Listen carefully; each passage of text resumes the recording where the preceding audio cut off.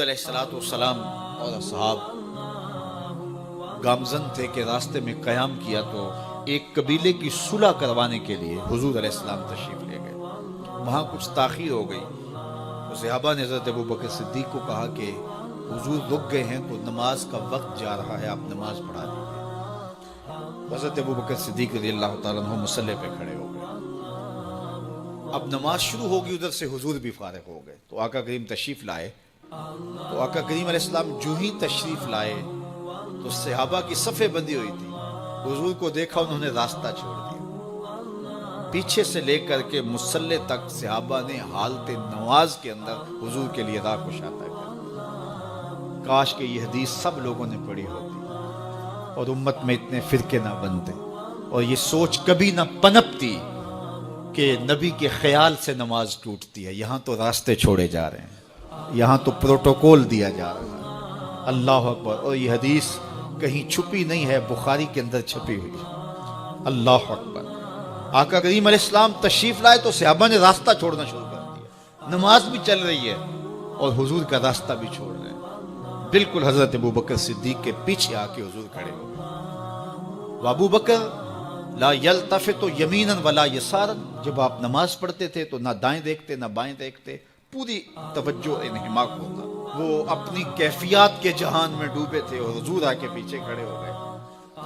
صحابہ نے اپنے ہاتھوں کی پشت پہ ہاتھ مارنے شروع کر دیے. مکعن و تس دیا قرآن نے. تالی لگانا، سیٹی مارنا یہ شیطانی اعمال ہے، لیکن ہاتھ کی پشت پہ ہاتھ مار کے متنبع کرنا یہ مختلف مواقع کے اوپر یہ جائز ہے. تو اب جب حضور آ کے پیچھے کھڑے ہو گئے اور صحابہ سمجھے کہ حضرت ابوبکر صدیق ایک استغراق کے عالم میں ہیں، ایک کیفیت کے جہاں میں ڈوبے ہیں، تو انہوں نے اپنے ہاتھوں کی پشتوں پہ ہاتھ مارنے شروع کر دیے. تو حضرت صدیق اکبر سمجھ گئے کوئی غیر معمولی واقعہ ہو گیا. دیکھا پیچھے حضور کھڑے تھے. اللہ اکبر. تو حضرت صدیق اکبر مصلی سے سرک کے پیچھے آنے لگے تو آقا کریم نے اشارہ کیا رکو، نماز پڑھو. سیدنا صدیق اکبر اس کے باوجود پیچھے آ گئے. کبھی ہوتا ہے حکم اور کبھی ادب آگے ہوتا ہے. اللہ اکبر. حضرت سیدنا علی المرتضیٰ رضی اللہ تعالی عنہ کو کہا نا حضور نے صلح حدیبیہ کے موقع پہ صلح نامہ لکھوایا جا چکا تو لکھا یہ محمد رسول اللہ اور قریش کی جانب سے ہے.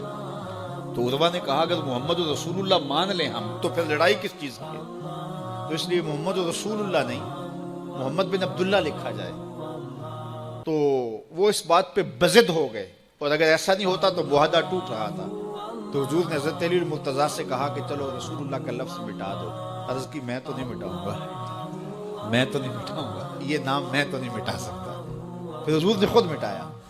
اب یہاں حضور نے کہا ابو بکر رکو، لیکن حضرت ابو بکر نہیں رکے، پیچھے آ گئے. اور پھر حضور خیر مصلی پہ گئے، نماز ہوئی، سلام پھرا. تو حضرت ابو بکر صدیق رضی اللہ تعالیٰ عنہ کو حضور نے کہا ابو بکر جب میں نے کہا تھا تم رکے رہو تو تم کیوں پیچھے آئے؟